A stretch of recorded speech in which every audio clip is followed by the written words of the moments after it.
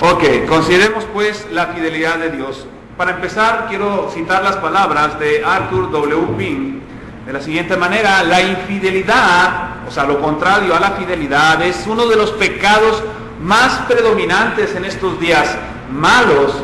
En el mundo, por ejemplo, de los negocios, salvo excepciones cada vez más raras, los hombres no se sienten ligados ya a la palabra empeñada. Es decir, muchas personas hacen negocios y aún en los negocios son infieles. Espero yo aquí que nadie tenga frutería, pero hay pesas falsas. La Biblia enseña que nosotros como creyentes debemos dar una pesa justa, y siempre pongo esto de ejemplo porque nosotros no vendemos, lo pongo como ejemplo aún en el trabajo, nosotros no vendemos kilos de 900 gramos. Hay que ser fieles en todo, en los negocios, en la esfera social, por ejemplo, en la vida conyugal. La infidelidad es algo que abunda por todos lados. Casi en cualquier lugar en donde andamos, siempre hay personas que viven en infidelidad. Hay hombres que no han amado a su esposa fielmente y hay mujeres que no han amado a su esposo fielmente. Siempre por todos lados hay infidelidad. Y por ejemplo, la televisión, que espero que no veamos mucha, pero cuando la vemos, casi en cada programa, en cada comercial, se nos promueve la infidelidad. Con mucha facilidad, hoy en día, los sagrados lazos del matrimonio son quebrantados. Así como se desecha una prenda vieja, hay hombres que se apartan a su mujer de sí, o mujeres que abandonan a su marido. Ninguno puede pretender, de hecho, ser inmune a este pecado. Y ahora, sobre todo nosotros como creyentes, ¿cuántas veces, es una pregunta retórica para examinarnos, cuántas veces nosotros hemos sido infieles a Dios? ¿Cuántas veces? Muchos hombres, miles, prometieron solemnemente predicar la verdad y hoy en día la atacan o la niegan con sus hechos. Es muy triste ver, no sé cuántos de ustedes aquí estén empezando en la fe, pero cuando a veces estamos empezando en la fe, nos topamos a alguien en el trabajo y de repente nos dice: yo también un día fui cristiano, pero no, ahora ya no voy a la iglesia, porque prefirieron vivir una vida de infidelidad al Señor. Ahora, ¿por qué mencionamos esto de entrada? Porque necesitamos, para entender la infidelidad que hay en el mundo, necesitamos primero examinar la fidelidad de Dios y cómo ésta nos afecta. Abran sus Biblias, por favor, en Deuteronomio capítulo 7, verso 9.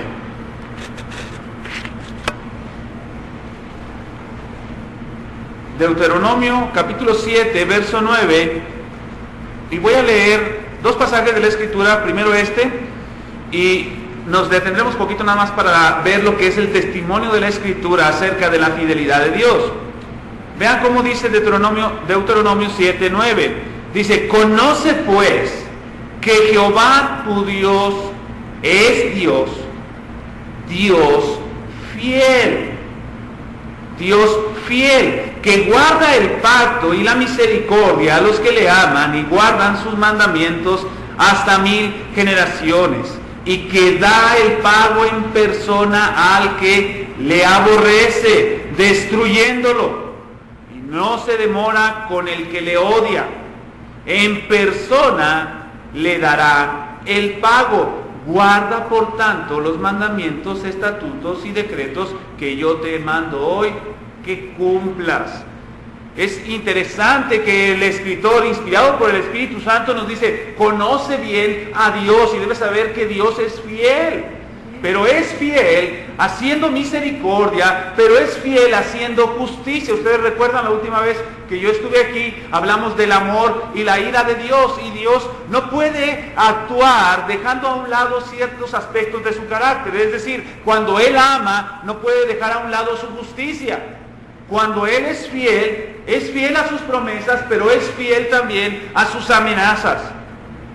De tal manera que el versículo dice que el pacto lo puede guardar por 1000 generaciones de aquellos que le aman.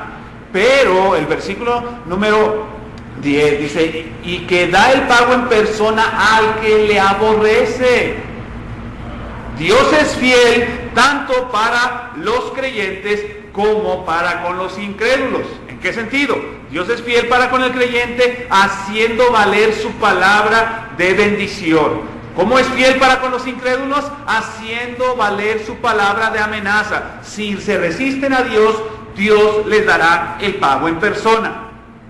Nuestro Dios es un Dios fiel. Ahora, acompáñenme por favor a 2 Timoteo, capítulo 2, verso número 11.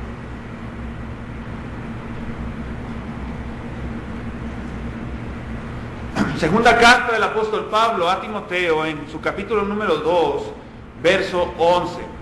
Este texto nos va a servir también para meditar más adelante lo que vamos a decir, pero ahorita solamente quiero que enfaticemos la expresión directa que se hace de Dios. Segunda de Timoteo, capítulo 2, verso 11. Palabra fiel es esta: si somos muertos con Él, también viviremos con Él. Si sufrimos, también reinaremos con Él. Si le negaremos, Él también nos negará. Si fuéramos infieles, Él permanece fiel. Él no puede negarse a sí mismo. Entonces la fidelidad de Dios es parte esencial de su carácter. Él es fiel por naturaleza. Él no puede abandonar su deidad, su divinidad, para poder ser infiel. Si fuera infiel, Dios dejaría de ser Dios, lo cual es imposible. Dios es fiel en todo lo que hace. Ahora, de la fidelidad de Dios se pueden decir dos cosas, o hay dos elementos que abarcan la fidelidad de Dios. Alguien podría definir la fidelidad de Dios como la lealtad perfecta de Dios, una consistencia en la que guarda de forma pura su nombre, su carácter y su palabra. En Primera de Juan, si pueden buscarlo en sus Biblias o lo pueden leer allá arriba, dice Primera de Juan, capítulo número 1, voy a ver dos versículos que nos enseñan este elemento, o el primer elemento de la fidelidad de Dios, que es su verdad. Es como un sinónimo, decir que Dios es fiel, es decir que Dios es veraz. Dios es verdadero. Primera de Juan 1:5, este es el mensaje que hemos oído de Él y os anunciamos. Dios es luz. Dios es luz y no hay ningunas tinieblas en Él. El elemento de la verdad hace que la fidelidad de Dios, o que Dios mismo, sea digno de confianza. No hay nada en Él, no hay algo turbio, no hay cosa que nos desanime para poder confiar en Dios. Dios es digno de confianza porque Él es un Dios verdadero y no hay ninguna tinieblas en Él. Él se manifiesta de forma clara y transparente.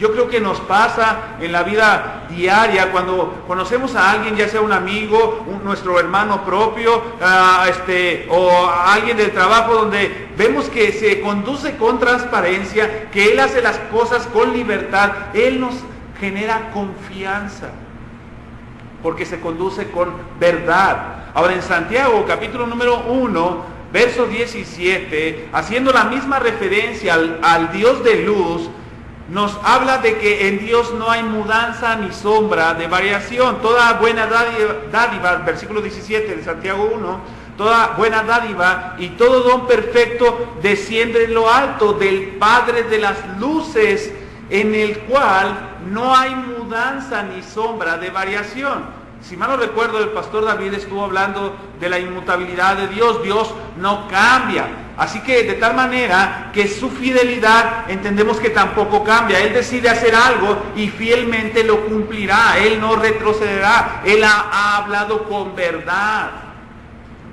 El siguiente elemento de la fidelidad de Dios es precisamente el cumplimiento de sus promesas.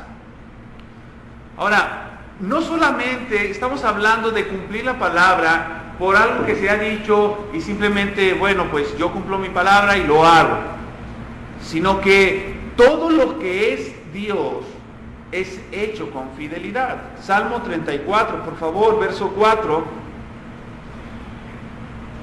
Salmo 33, perdón. Salmo 33, verso 4.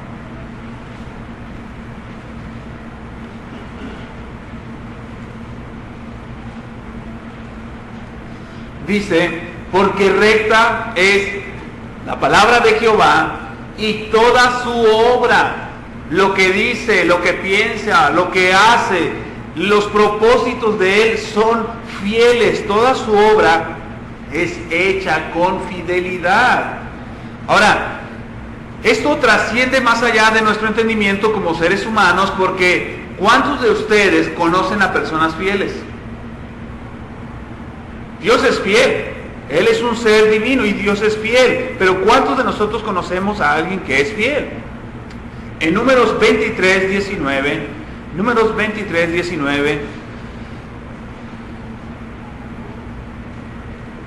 nos debe dejar de alguna manera claro esta parte introductoria, donde estamos viendo el testimonio de la Escritura y los elementos en los que consiste la fidelidad de Dios, para darnos cuenta que Dios está por encima de cualquier ser humano. En Números 23, 19 dice, Dios no es hombre para que mienta, ni hijo de hombre para que se arrepienta. Él dijo, y no hará. Habló, y no lo ejecutará. Así que Dios es fiel, no hay nada que pueda hacer retroceder a Dios en lo que Él se ha propuesto. La fidelidad inmutable de Dios está muy por encima de nuestra comprensión finita. Todo lo concerniente a Dios es vasto y grande e incomparable. Él nunca olvida, ni falta su palabra, nunca la pronuncia con vacilación. Nunca renuncia a ella. El Señor se ha comprometido a cumplir cada promesa y cada profecía, en cada pacto establecido y en cada amenaza. Dios se ha propuesto ser fiel. Así que Él cumple lo que promete. Ahora, hermanos, ya entendiendo que la Escritura misma nos señala que Dios es fiel y también nos dice estos elementos de verdad y de cumplir la palabra como parte de la fidelidad, o para entender mejor la fidelidad de Dios, hay que ver la fidelidad de Dios en la forma más trascendente. Ahora, hay algunos que pueden decir, bueno, Dios es fiel porque Él creó las aves y todas las aves son sustentadas. ¿Cierto o no es cierto? Todas las aves tienen alimento. Y podríamos decir que Dios es fiel a su creación y no hay nada que falte a la creación de Dios. Pero eso puede parecer muy impersonal. Si yo estoy aquí en la iglesia y pregunto, hermanos, ¿ustedes creen que Dios es fiel por cuidar a los animalitos? Pues todos podemos decir que sí. Pero ¿qué tal en cuanto a nosotros?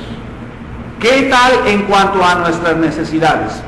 Primero, quiero que veamos la manera más trascendente en la que Dios ha sido fiel. Y me van a acompañar, por favor, a Efesios, capítulo número 1. Me gusta hacer mucho énfasis en pasajes, a veces largos, hermanos, no nos podemos detener, no podemos hacer justicia y hablar todo lo que dice el pasaje, pero entendemos a veces de una mejor manera cuando leemos 10, 15 o 11 versículos para una mejor comprensión del carácter de Dios. Del 7 al 14, Efesios 1, del 7 al 14, no lo voy a leer todo, podríamos leer desde el 3, pero desde el 7 al 14 me siguen con su vista. Efesios 1, verso 7. ¿Lo tienen? Dice, en quien tenemos redención por su sangre, el perdón de pecados. Y ustedes ya sé que van siguiéndome ahí. ¿Por qué? Porque la manera o la forma más trascendente de la fidelidad de Dios tiene que ver con nuestra salvación. La siguiente parte dice, según las riquezas de su gracia, verso 8, que hizo sobreabundar para con nosotros en toda sabiduría e inteligencia, dándonos. Ustedes pueden ver ese intercambio de palabras de que Él hace dándonos a nosotros a conocer el misterio de su voluntad según su bien placer, su beneplácito. como bien le ha placido, el cual se había propuesto en sí mismo de reunir todas las cosas en Cristo en la dispensación del cumplimiento de los tiempos, así las que están en los cielos como las que están en la tierra. En él asimismo tuvimos herencia, habiendo sido predestinados conforme al propósito. Es decir, Dios tiene planes, Dios ha pensado, Dios tiene una voluntad, y todo esto lo está reuniendo para cumplirlo. El que hace todas las cosas según el designio de su voluntad, a fin de que seamos para la alabanza de su gloria. Nosotros los que primeramente esperábamos en Cristo, en Él también vosotros, habiendo oído la palabra de verdad, de fidelidad, el evangelio de vuestra salvación, y habiendo creído en Él, fuiste sellados con el Espíritu Santo de la promesa, que es las arras de nuestra herencia, hasta la redención de la posesión adquirida para alabanza de su gloria. Hermanos, todos estos este mensaje que tiene Efesios, de decir que Él se propuso, que Él se determinó para darnos esto y aquello, tiene que ver con la fidelidad de Dios. Es decir, en el versículo 3 y 4, cuando dice Él que nos predestinó desde antes de la fundación del mundo, que nos escogió en Cristo y nos bendijo con toda bendición espiritual, antes que el mundo fuese, cuando no existía nada, Dios pensó en nosotros, y todo lo que pensó de nosotros, Él lo está llevando a cabo, porque Él es fiel.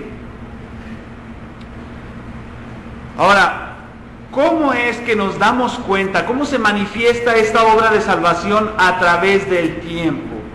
La Biblia es muy concreta, hermanos.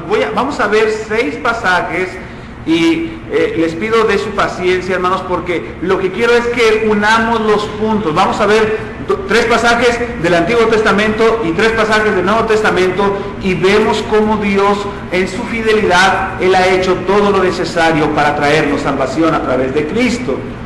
Él, el que fielmente ha prometido. Primero que nada, Génesis capítulo 12. No sé si les ha pasado a ustedes, hay algunas personas, inclusive tristemente algunos creyentes, que ven el Antiguo Testamento como algo que ya pasó de moda. El Antiguo Testamento sigue siendo la palabra de Dios. Sigue siendo la palabra de Dios. Y toda ella nos marca pautas en las que entendemos mejor lo que Dios ya ha establecido en el Nuevo Testamento. Pero vean lo que dice Génesis capítulo 12, verso número 1 y 3. ¿Cómo tiene que ver esto con nosotros?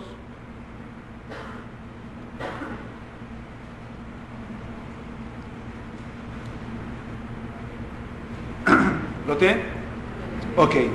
Dice, pero Jehová había dicho a Abraham, vete de tu tierra y de tu parentela y de la casa de tu padre a la tierra que te mostraré, y haré de ti una nación grande, y te bendeciré, y engrandeceré tu nombre, y serás bendición. Bendeciré a los que te maldijeren, dice, no, ¿verdad? Eso no es lo que dice el texto. Bendeciré a los que te bendijeren, y a los que te maldijeren, maldeciré. Y serán benditas en ti todas las familias de la tierra. ¿Sí están poniendo atención, verdad? Ok. Entonces, hermanos, el punto en este versículo es que ¿dónde entramos nosotros aquí? ¿Dónde estamos nosotros? ¿Puede leerlo otra vez?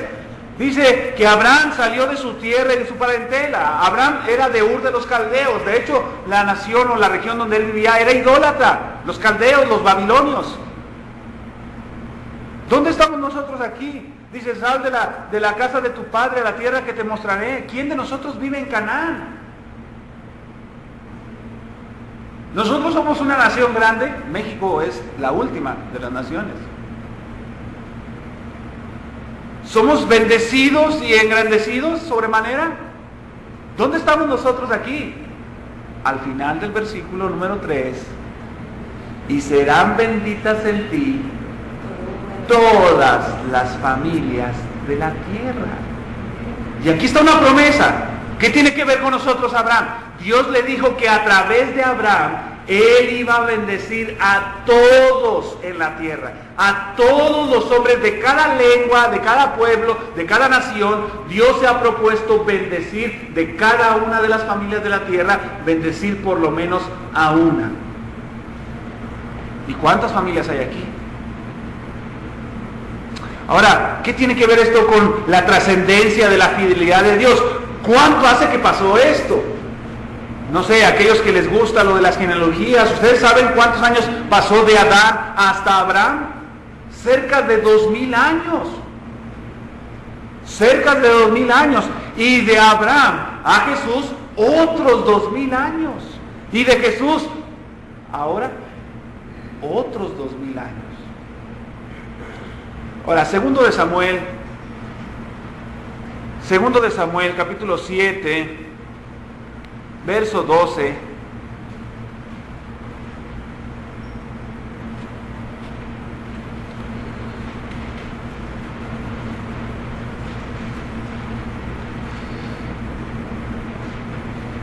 Está, para ponernos en contexto, está el profeta Natán hablando de parte de Dios a David y habla de la promesa del reino. Pero quiero que observemos con detenimiento. Ustedes conocen la historia de Salomón, ¿verdad? Que fue uno de los reyes más grandes de Israel. Es hijo del rey David.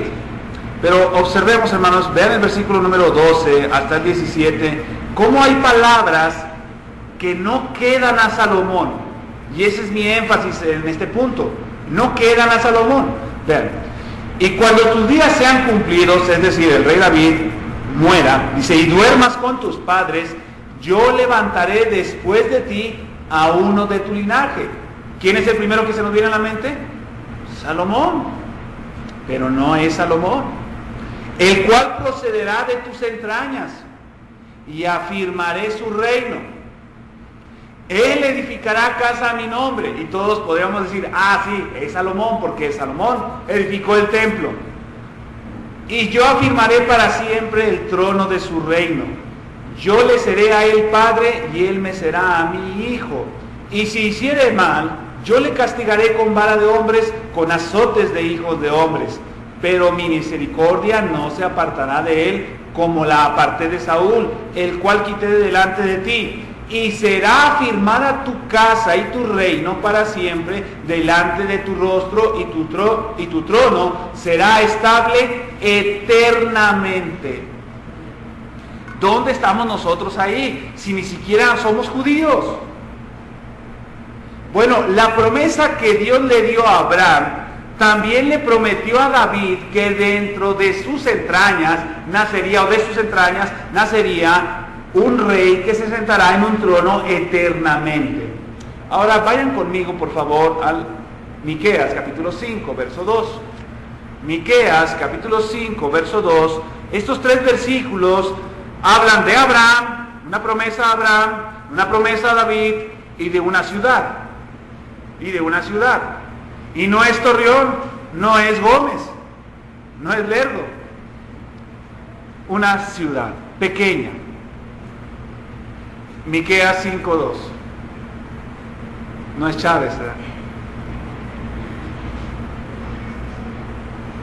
Dice Miqueas 5:2. Pero tú, Belén, Éfrata, pequeña para estar entre las familias de Judá, de ti me saldrá el que será Señor en Israel. Y sus salidas, el alcance de su poder, su dominio, es desde el principio, desde los días de la eternidad. Ahora tenemos a Abraham, tenemos a David y tenemos a Belén. Ahora acompáñenme al Nuevo Testamento. ¿Por qué es importante ver la fidelidad de Dios a través de estos tres elementos? ¿Por qué? Porque Abraham, David y Belén son un distintivo de la persona de Cristo. Mateo 1:1 es el versículo que todos nos debemos de saber. Mateo 1:1, ¿qué dice Mateo 1:1?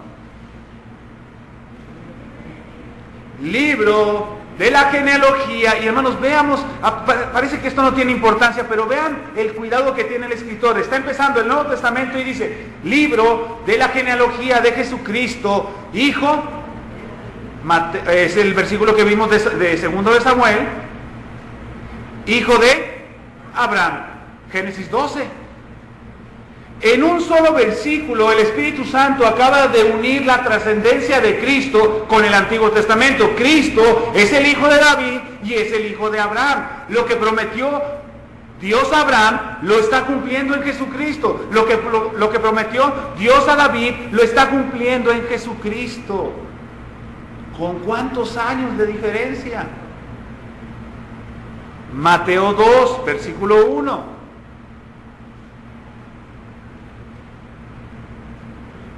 Cuando Jesús nació en Belén. Rápidamente Mateo nuevamente hace el esfuerzo y dice, Cristo trasciende todo el Antiguo Testamento, porque la promesa era que en Belén nacería el que sería el Señor en Israel. ¿Y qué dice? Jesús nació en Belén de Judea en días del rey Herodes.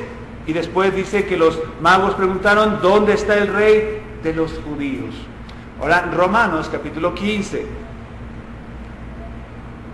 Siempre, hermanos, me emociona a mí en lo particular ver cómo los escritores bíblicos hablan de Cristo como el más grande hombre de toda la historia humana. Pero ahorita voy a decir algo que me ha sorprendido haber leído. Ahorita se los voy a compartir. Pero antes, Romanos 15, 8. Pues os digo que Cristo Jesús vino a ser siervo de la circuncisión para mostrar la fidelidad de Dios. Cristo vino a Israel, no porque Israel está en el supuesto de ser la nación más grande para ser el pueblo de Dios. No, el pueblo de Dios es el Israel espiritual, la iglesia. Y Cristo vino a Israel y se puso como un siervo para mostrar la fidelidad de Dios, para confirmar las promesas hechas a los padres. ¿Y quiénes son los padres en la fe? Abraham, David, etcétera. Dice, y para que los gentiles, nosotros quienes no somos judíos, glorifiquen a Dios por su misericordia, como está escrito, por tanto yo te confesaré entre los gentiles y cantaré a tu nombre. Así que estamos aquí para expresar la fidelidad de Dios. Dios es misericordioso porque nosotros, siendo extranjeros, no siendo judíos de nacimiento, Él quiso amarnos, aun y cuando nosotros no le amábamos.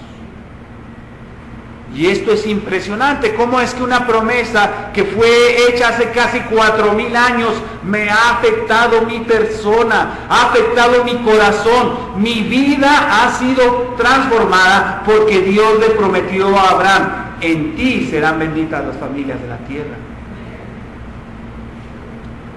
La vida de Cristo, hermanos, exalta la fidelidad de Dios. Y aunque en este momento nos referimos a la promesa de su primera venida y a su cumplimiento, en todo lo que Cristo ha hecho, Él ha demostrado y ha mostrado que Dios es fiel. Hace un momento dije que Cristo es la persona más importante de la historia de la humanidad.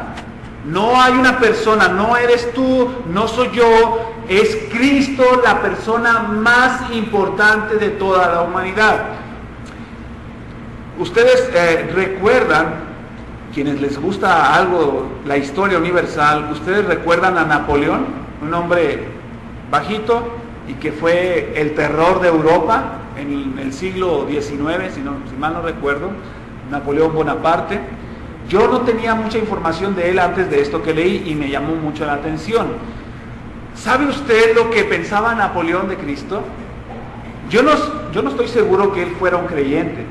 No quiero decir con esto. Es más, hay algunos que dudan de que Napoleón lo haya dicho por las cosas que hizo. Pero quiero que escuche con atención lo que Napoleón dice acerca de Cristo.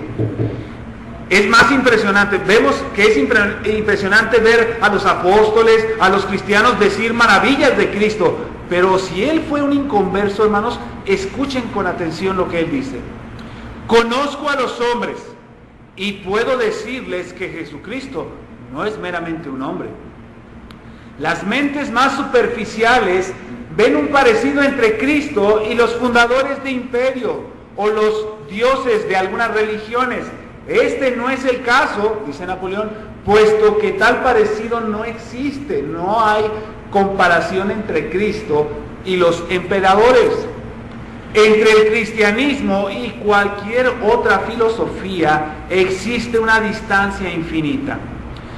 Todo lo referente a Cristo, dice Napoleón, me asombra, su espíritu me anonada, su voluntad me confunde. Entre él y cualquier otro personaje de la historia del mundo no hay un solo término de comparación, un término posible de comparación. Ciertamente, Alejandro, César, Carlomagno y yo, dice Napoleón, hemos fundado los imperios más grandes, pero ¿sobre qué descansa nuestro genio o nuestro imperialismo?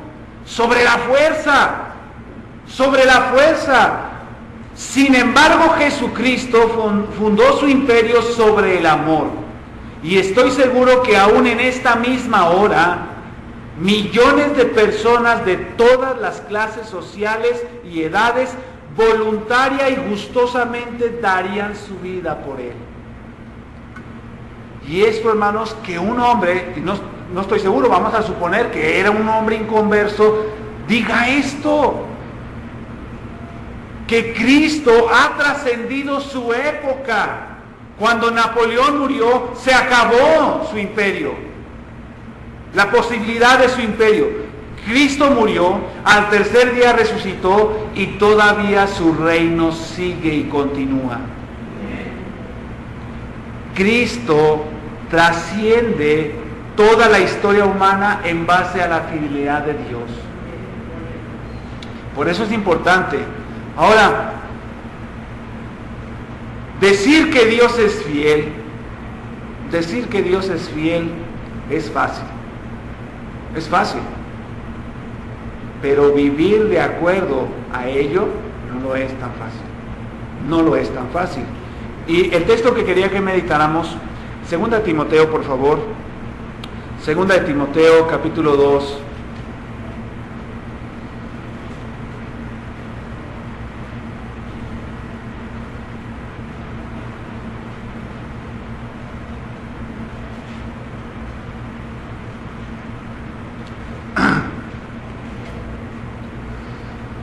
¿Lo tienen? 2 Timoteo capítulo 2, verso 11. Este último punto le he llamado que la fidelidad de Dios es envolvente. Es decir, Dios tiene en su carácter verdad y Él se ha propuesto en cumplir todo lo que promete. Él ha prometido algo y Él lo cumplirá. Pero este carácter de Dios es envolvente, es decir, nos abraza, nos afecta considerablemente. Así que, dice nuestro versículo, palabra fiel es esta. Empezamos con esto. Palabra fiel es esta.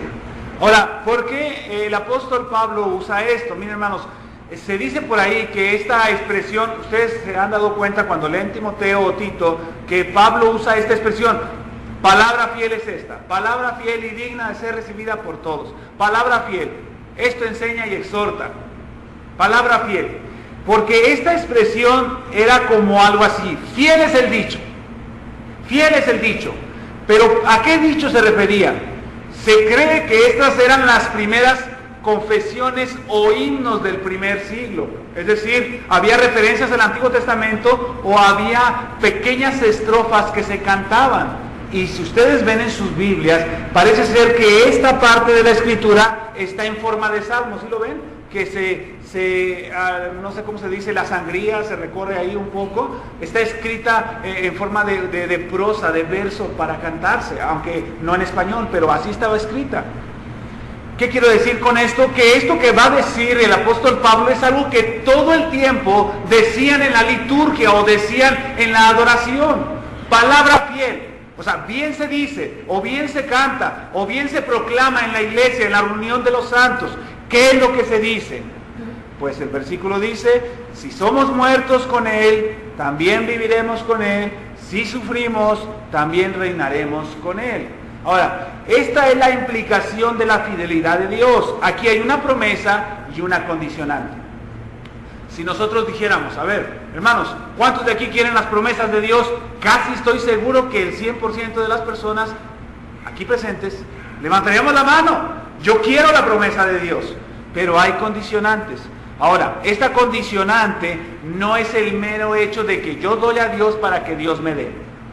Yo doy a Dios para que Dios me dé. No, aquí esta condicionante tiene que ver con una condición, es decir, un estado del hombre.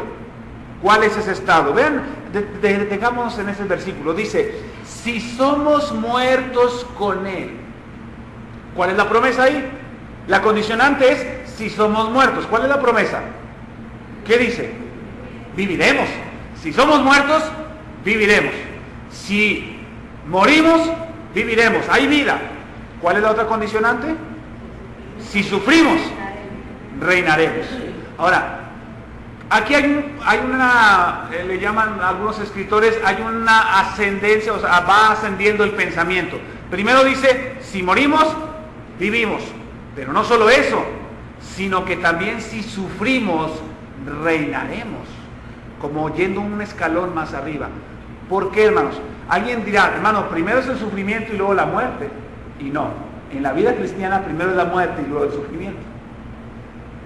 En la vida cristiana primero es la muerte y luego el sufrimiento. Ahora, ¿cómo, hermano? Pero si yo escucho el Evangelio, ¿en qué sentido tengo que morir? Recuerdo muy bien las palabras evangélicas de Jesús cuando dice, el que ama su vida, la perderá, pero el que la pierde, muere por causa de mí, la hallará. El mensaje del Evangelio es, niégate a ti mismo, muere tú para vivir para Dios. Ya no vivas para ti, vive para el Señor. Así que la promesa de vivir eternamente con Cristo es que mueras a tus deseos, que mueras a tu persona. Ya no eres tú, dijo el apóstol Pablo, ya no soy yo, sino es Cristo en mí. De tal manera que la fidelidad de Dios a la hora de cumplir sus promesas de darnos vida, tiene que ver, no se envuelve con esa muerte. Es decir, todo creyente o toda persona que se presupone que ha de confiar en Dios, debe saber, él está en el supuesto de negarse a sí mismo en todo lo que hace. Ya no se trata de, tú eres un creyente, un cristiano, ya no vives tú, ahora es Cristo en ti. Ahora es Cristo en ti. Así que la promesa es para aquellos que han renunciado a sus pecados y han decidido de todo corazón entregarse al Señor. La promesa de vida eterna no es para aquellos que viven en rebeldía. La promesa de vida eterna es para aquellos que han renunciado a sus pecados. Pero no solamente eso, porque alguien dirá, hermano, yo he estado aquí en la iglesia y yo asisto y yo estoy con el Señor. Pero debes saber que el sufrimiento va a la par del cristianismo. Es un texto que no tengo anotado, si me pueden ayudar ahí en pantalla. Filipenses 1:27, no lo voy a buscar yo, pero a ver si está ahí en pantalla. Dice que se nos ha concedido, ¿sí es ese? ¿Nos ha concedido a través de Cristo? No, lo dije mal. Lo voy a buscar porque no quiero dejarlos así. Te iba a decir que pusieras el 28 y así, pero no vamos a acabar después, ¿verdad? Yo creo. Filipenses, capítulo... Denme un momento, hermanos. Es importante para mí decir esto porque definitivamente tenemos la necesidad de entregarnos al Señor, pero no es solo eso. 29, estuve cerca. Porque a vosotros, a ustedes, a los filipenses y a nosotros, os es concedido a causa de Cristo, o sea, porque Él es fiel, no solo que creáis en Él, sino que también padezcáis por Él. Definitivamente yo reconozco, hermanos, que nosotros somos tentados a engañar a los hombres diciéndole que ser cristiano es la solución a tus problemas. No. Cuando eres creyente, déjame decirte que inclusive cuando crees en el Señor, una avalancha de problemas va a venir sobre tu vida.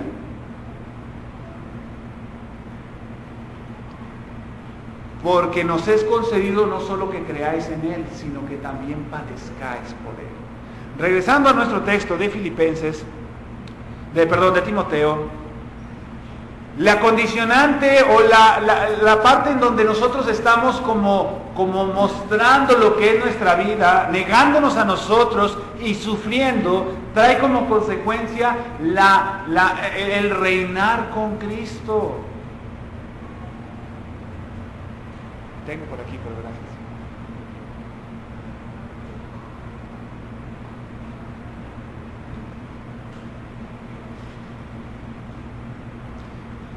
¿Cuál es la promesa de que si somos muertos y sufrimos? La promesa es vivir, pero hermanos, no es vivir nada más como, bueno, ¿qué vamos a hacer en la eternidad? ¿Qué vamos a hacer en la eternidad con Dios? Bueno, pues no sé, yo creo que pues alabarle como un domingo eterno. No es eso solamente. No es eso. Algunos niños dicen, ay, qué bueno, porque... No, hermano, no es meramente un domingo eterno. El reinar con Cristo es que Dios nos va a proveer todo abundantemente. Lo que creemos que es una necesidad para nosotros, Dios por la eternidad nos lo proveerá abundantemente. Como los reyes viviremos en Él. Y esa es su promesa.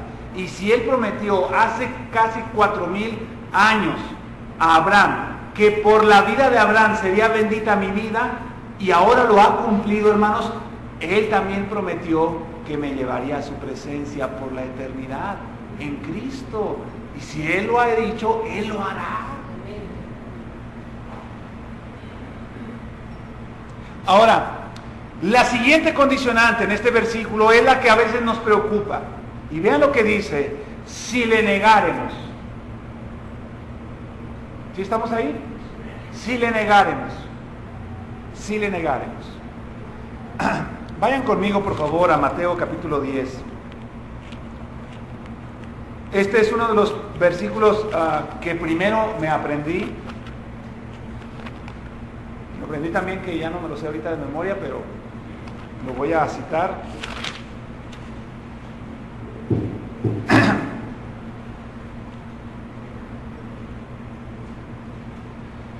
Mateo 10, 32 y 33. Este versículo me fue enseñado por un tutor, es decir, por alguien que se preocupó por mí como creyente y me dijo, mira, ahora que estás empezando la vida cristiana debes meter esto en tu cabeza muy firmemente. ¿Y qué es lo que dice? A cualquiera pues que me confiese delante de los hombres, yo también le confesaré delante de mi Padre que está en los cielos. Si no sentimos vergüenza porque alguien, de hecho, les puedo contar una pequeña anécdota. Alguien, no sé si quiso probarme, hablando de que a ver si es cierto que este es cristiano, porque dudaban que fuera creyente por cómo vivía. A la edad de 17 años el Señor me alcanzó y entrando ya para la prepa y luego a la universidad, llegó alguien por ahí y a distancia, no sé, unos 20 metros y me dijo, hermano, ¿cómo estás? Dios te bendiga. ¿Y qué es lo normal? Yo sé que a veces sucede hola hermano, sí, ¿cómo está? Y yo respondí, hermanos, y digo esto no porque yo sea diferente a otros creyentes, no, porque Dios me dio la convicción y le dije, hermano, Dios te bendiga, ¿cómo estás? Y había compañeros de mi clase, ustedes saben, los jóvenes saben que eso es difícil, pero hay que hacerlo, porque somos del Señor. ¿Qué dice el versículo 33? ¿Qué dice el versículo 33? Y a cualquiera que me niegue delante de los hombres, fielmente Dios lo ha cumplido, lo promete, le negaré delante de mi Padre que está en los cielos. Ahora, alguien podrá decir, hermano, y esto es muy trascendente para mí. Pues nada más que esa negación es que seremos privados de todo favor de Dios. De todo favor de Dios. Si nosotros nos atrevemos a negar lo que Él ha dicho, que le hacemos mentiroso a Él y decimos que su palabra no es verdad, como si mostrásemos que Dios es infiel, si eso hacemos, Dios retirará toda gracia y misericordia de nuestra vida. Toda gracia y misericordia de nuestra vida será retirada. Así que la promesa de Dios, como lo dice en 2 de Timoteo, volvemos nuevamente a 2 de Timoteo, es: si le negáremos, Él también nos negará. ¿Eres creyente? ¿Eres creyente en Dios? Aunque nosotros no vivimos en el orgullo, en un sentido deberíamos enorgullecernos de que Dios haya tenido a bien humillarnos para exaltarnos.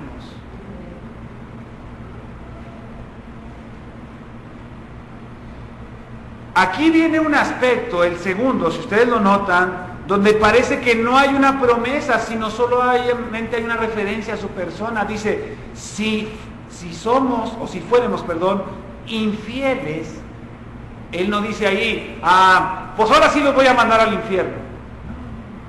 Dice, Él permanece fiel.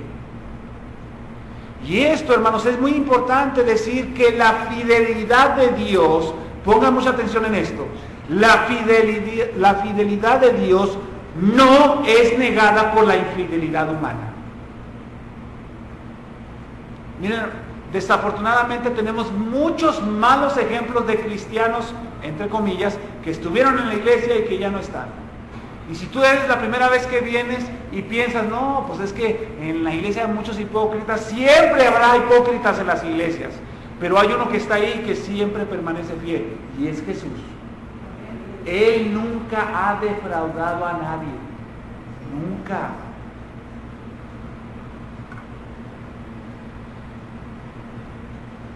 No me quería extender mucho en este punto, hermanos, y yo sé que están cansados, pero rápidamente puedo decir dos cosas, este es un punto que está bastante largo, pero quiero decir que la fidelidad de Dios es un medio por el cual Dios se relaciona con el hombre. Es decir, si Dios no hace promesas, en realidad Él nunca hubiera conocido al hombre o lo hubiera acercado a sí mismo. O sea, gracias a Dios, que Dios es fiel, es por eso que Él se ha acercado a nosotros. Pero no solamente en esta dirección, o sea, de Dios hacia nosotros, sino que gracias a la fidelidad de Dios, nosotros podemos tener comunión con Él. Porque como Él es fiel, Él es digno de confianza. Él es digno de confianza. Es una bendición para el ser humano que Dios no actúe como nosotros, en base a cómo le tratamos. Miren, hermanos, puede ser, yo no digo que aquí en la iglesia, pero en nuestra iglesia sí ha pasado, que alguien un día no me saluda bien. No me saludaste. Y ya no le saludamos, porque no nos saludó. Pero Dios no es así.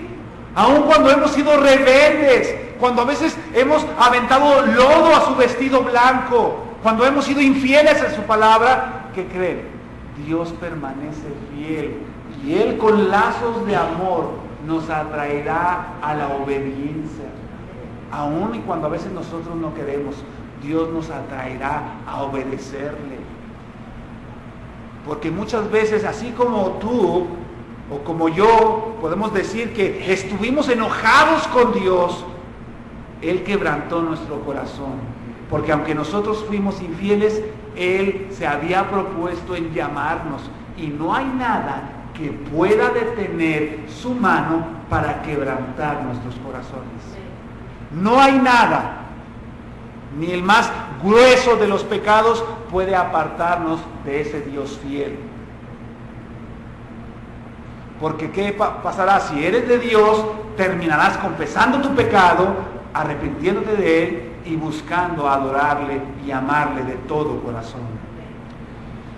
Dice Arthur W. Pink, la comprensión de esta bendita verdad nos librará de la inquietud Cuando estamos llenos de ansiedad, cuando vemos nuestra situación con temor, cuando miramos la mañana con pesimismo, estamos rechazando la fidelidad de Dios.